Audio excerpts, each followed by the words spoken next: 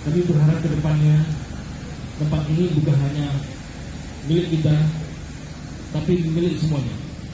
Ini adalah wisata historis, sangat kental nuansa perjuangannya. Kita harapkan nantinya dengan adanya grafir berupa lintasan sejarah yang kita pasang di kiri dan kanan, itu akan menumbuhkan semangat generasi penerus untuk mereka membaca lintasan sejarah ini seperti apa, membaca kisah perlawanan perjuangan leluhur-leluhur masyarakat Kalimantan di sini.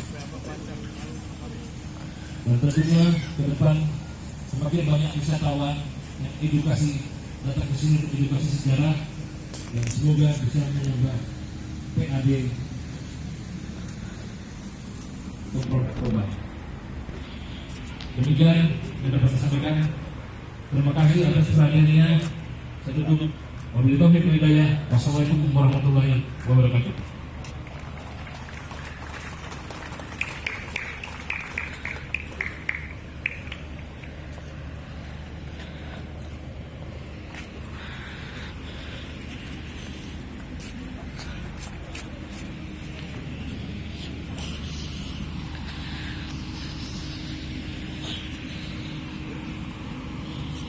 Hadirin yang selanjutnya ada kembali yang disampaikan dari Kesultanan Tubaru kepada Bapak Gusti Muhammad Maulidi bin Islam.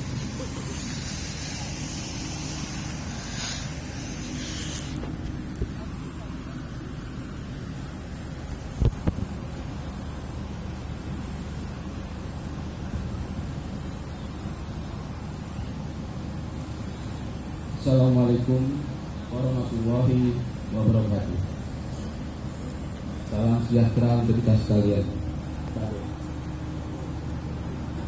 Yang kami hormati dan kami banggakan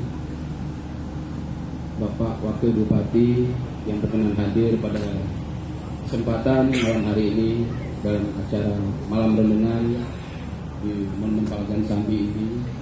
Kemudian Bapak Kapolres Kota Waringin Barat Bang Theo, dan juga Bapak dari Forkopimda Kota Waringin Barat, dan tentunya yang kami banggakan juga Komandan Anit Iskandar, Mas Nugroho sebagai tuan rumah, dan kami juga apresiasi Bapak dan Anit yang alhamdulillah saat ini Anit Iskandar atau boleh dibilang menjadi bagian dari Forkopimprov, karena memang sebelumnya ini juga sudah kita komunikasikan kenapa satu-satunya pangkalan udara angkatan udara yang ada di wilayah Kalimantan kok tidak jadi bagian dari Forkopimprov. Pak Cik kapan muncul, Bu? Kemudian yang kami banggakan juga bahwa dari kawan daerah di Kota Waringin Barat, Pada hari masyarakat, tokoh pada hari muda, masa apakah juga orang-orang dari daerah berasal yang adil, dan juga saat ini kami juga membawa beberapa kuliah Kesultanan Waringin yang juga menjadi bagian tidak terpisahkan dari keberadaan dari pemerintahan Kabupaten Waringin Barat. Bapak dan Ibu-ibu sekalian, tentunya dengan menjadikan puji dan syukur kehadirat Allah SWT, sehingga pada malam hari ini kita diberikan limpahan rahmat, karunia, dan dalam keadaan sehat walafiat bisa bersama-sama kembali mengenang aksi heroik 78 tahun yang lalu para pejuang kita, di mana beliau-beliau yang 3 di antaranya wafat dalam penerbangan tersebut, di mana Iskandar, Basati, Bapak Hari Menteri, yang wafat. Dan tadi sudah banyak disampaikan dalam cuplikan video serta dari Pak Komandan Iskandar. kamu mau duduk Saat di kursi ini biru situ kan? yang ingin saya kemukakan, Biar Bunda yang bilang saya sama sampaikan Bunda. tidak lain dan tidak bukan adalah keikutsertaan atau peran atau bagian dari keberadaan kesultanan ini yang selama ini mensupport perjuangan pemerintahan Republik Indonesia, baik sebelum maupun sesudah Dari kemerdekaan. mana, Bu? Bapak dari Ibu Dasar mau sekalian, lihat, Mas. Oh, oke. pasca Perang Dunia Pertama, 19 dunia mulai berbenah. Di antaranya adalah Sultan Torini. Pada masa ini Sultan Torini itu 12, yaitu Pangeran Ratu Sumaam Alamsyah secara perlahan membangun sebuah landasan Torini pada tahun 1930 yang saat ini dikenal dan diketahui dengan nama Bandara Istana. Sumber dikutip dari Armas RI, Leiden University, kemudian catatan maskapai KML, dan tentunya semua itu tidak lepas dari dokumentasi arsip yang ada di Kesultanan Torini. Landasan Kota Torini menjadi saksi Perang Dunia II pada tahun 1942 dan 1945 di saat Jepang menguasai Borneo. Kesultanan Torini adalah wilayah terakhir yang dikuasai Jepang pada tanggal 7 Maret 1942 melalui operasi militer besar-besaran sejak tanggal 1 Maret 1942 dengan serangan udara, laut, dan darat. Dengan jatuhnya Kesultanan Torini kepada pihak Jepang, maka Borneo sepenuhnya dikuasai oleh Jepang. Jadi pada saat itu disampaikan bahwa wilayah Kota Torini adalah wilayah terakhir di Borneo yang bisa dikuasai oleh pihak Jepang. Sumber kami kutip dari Bung Karno, kemudian dari catatan Armas RI, dan juga buku dari Jenderal Ahmad Sution, sejarah TNI AU, Angkatan Laut, dan juga Kemerdekaan.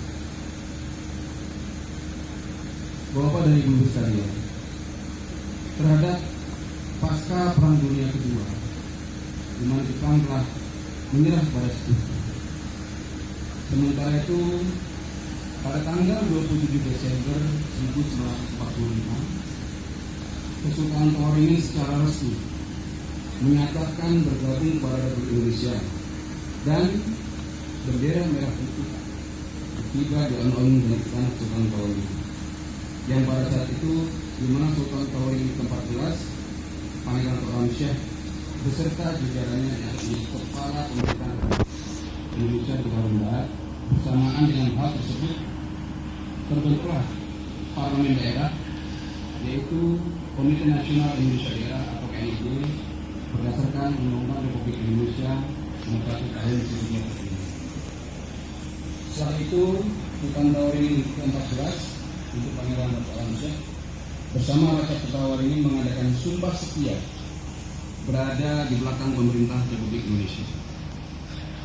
Bapak dan Ibu sekalian, sejarah panjang hubungan kekerabatan atau keluarga besar antara Pangeran Muhammad Nur, Kesultanan Banjar, dan Pangeran Alamsyah, Sultan Kota Torini ke-14 menjadikan salah satu bagian di mana pada saat pemerintah Republik Indonesia di Yogyakarta untuk Provinsi Kalimantan dengan gubernurnya Pangeran Muhammad Nur, maka atas komunikasi salah satunya dengan pihak Kesultanan Kota Torini